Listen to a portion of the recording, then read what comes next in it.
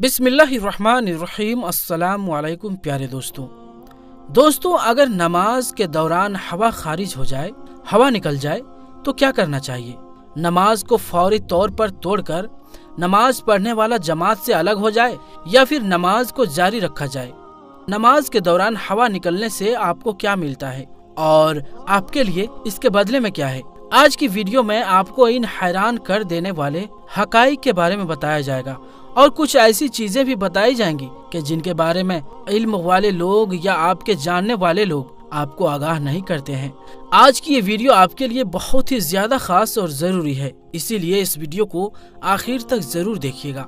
और अगर आपने अभी तक हमारे YouTube चैनल आलमी जंक्शन को सब्सक्राइब नहीं किया है तो अभी सब्सक्राइब कर ले और साथ में लगे बेल आइकन पर भी जरूर क्लिक कर दें ताकि हमारी हर अपलोड होने वाली वीडियोस की नोटिफिकेशन आप तक पहुंचती रहे। दोस्तों, कमेंट बॉक्स में हमें बताइएगा कि अगर नमाज के दौरान वजू टूट जाए तो आप क्या काम करते हैं। तो चलिए दोस्तों, अपनी आज की वीडियो शुरू करते हैं। दोस्तों, नमाज दरअसल इंसान की अल्लाह ताला से मुलाकात का जरिया है, उस रब से जो इंसान को पैदा करने वाला है, उसको पालने वाला है और रिज्क देने वाला है। नमाज का हुक्म अल्लाह ताला ने कुरान पाक में दिया और कहा कि नमाज को कायम करो, यानी नमाज कायम करना इस तरह लिया जाता है कि कायम की हुई चीजें कभी खत्म नहीं होती। यानी जब रोजाना 5 मरतबा आपको मस्जिद की तरफ पुकारे तो अल्लाह की बारगाह में जाकर पेश हो जाएं और इस बात को अपने जहन में रखा जाए कि दरअसल आप अल्लाह के घर पर जा रहे हैं। अल्लाह को आपके क़याम, रुकू और सुजूद की जरूरत नहीं, बल्कि आपके दिल के अंदर जो तकवा मौजूद है कि आप इस दो जहां के रब के सामने पेश हो रहे हैं। अल्लाह ताला इंसान की वो नीयत और तकवे को देखता है। दोस्तों, जब किसी इंसान के दिल के अंदर ये ख्याल बैठ गया और ईमान की हद तक बैठ गया कि वो अल्लाह की बारगाह में पेश हो रहा है, तो अल्लाह की बारगाह में पेश होने के कुछ आदाब हैं, उन्हें जान लेना बहुत ही जरूरी है, वरना यही इबादत आपके लिए पकड़ का कारण बन सकता है। अगर इन आदाब में कोताही की जाए तो ये मामला बख्शिश के बजाय आपके लिए गुनाह का कारण बन सकता है। इसीलिए इन तमाम आदाब को जान लेना बहुत ही जरूरी है। दोस्तों, नमाज के लिए जिस जगह को चुना जाए वो पाक और साफ होना चाहिए। आप जहाँ खड़े होकर नमाज अदा करें वहाँ रोशनी हो और आपका रुख यानी मुंह किबला शरीफ यानी खाना काबा की तरफ हो। इंसान के जिस्म पर किसी किस्म की कोई नापाकी, कूड़ा या गंदगी ना हो, कपड़े पाक साफ हो, जिस्म पाक हो और हर नमाज से पहले वजू कर लेना जरूरी है। वजू के कुछ फराइज हैं जिनको पूरा करना जरूरी है, वरना इनके बगैर वजू नहीं होगा। और अगर किसी शख्स का वजू ना हो और वो नमाज पढ़ने के लिए मुसल्ले पर खड़ा हो जाए तो इसके नतीजे में होगा ये कि नमाज नहीं होगी। दोस्तों, जब वजू कर लिया जाए और कोई शख्स नमाज अदा करने के लिए मुसल्ले पर खड़ा हो और नमाज अदा कर रहा हो तो अपने इस वजू का ख्याल रखे, क्योंकि अगर वजू टूट गया तो इसके नतीजे में भी नमाज टूट जाएगी। और इस सिलसिले में सबसे अहम मसला और सबसे अहम सवाल ये पूछा जाता है कि अगर नमाज के दौरान हवा निकल जाए तो इसके नतीजे में क्या नमाज से अलग हो जाएं या फिर नमाज को जारी रखा जाए? दोस्तों, यहाँ पर आपके लिए एक बहुत ही अहम वाकया बताते हैं जिससे इस अमल की अहमियत का आपको बखूबी अंदाजा हो जाएगा। बताया जाता है कि इस रमजान 3 लोग नमाज तरावी अदा कर रहे थे। इनमें एक शख्स इमामत करवाने वाला और 2 मुक्तदी थे। एक छोटे से कमरे के अंदर ये नमाज तरावी अदा कर रहे थे और वहाँ जब एक शख्स की हवा निकल गई, उसकी बदबू पूरे कमरे में फैल गई। यानी तीनों को ये अंदाजा हो चुका कि किसी एक शख्स का वजू टूट गया है, लेकिन शर्मिंदगी की वजह से कोई एक भी शख्स नमाज से अलग ना हुआ और यूं ही मुकम्मल नमाज अदा कर ली ताकि उसे शर्मिंदा ना होना पड़े और किसी को अंदाजा ना हो कि उसका वजू टूट चुका है। लिहाजा ये एक बहुत ही शर्मनाक बात था। होना ये चाहिए था कि तुरंत इमाम की तरफ से ये राय दी जाती कि तीनों लोग दोबारा वजू करते हैं ताकि पर्दा भी रह जाता, जो कि दिन का हुक्म है कि पर्दा डाला जाए और यूं नमाज भी दोबारा पढ़ी जाती।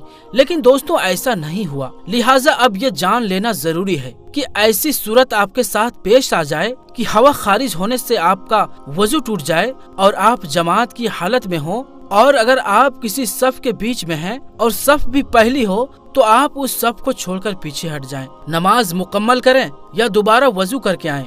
दोस्तों इस बारे में उलमा बताते हैं कि दीन इस्लाम की तालीमात ये है कि अगर वजू टूट जाए तो तुरंत नमाज से अलग हो जाएं, दोबारा वजू करें और नमाज में शामिल हो जाएं। दोस्तों हजरत अम्मा आयशा सिद्दीका रदियल्लाहु ताला अन्हा से रिवायत है कि हुजूर नबी करीम सल्लल्लाहु अलैहि वसल्लम ने फरमाया है, क़ै मज़ी या हवा खारिज होने के नतीजे में जो भी शख्स नमाज अदा कर रहा हो तो उसे चाहिए कि वो फौरन नमाज से अलग हो जाए, दोबारा वजू करे और इस दौरान किसी से बात न करे और फिर नमाज में शामिल हो जाए। जो रकात रह जाए उसको बाद में अदा कर लें और अपनी नमाज को मुकम्मल कर लें।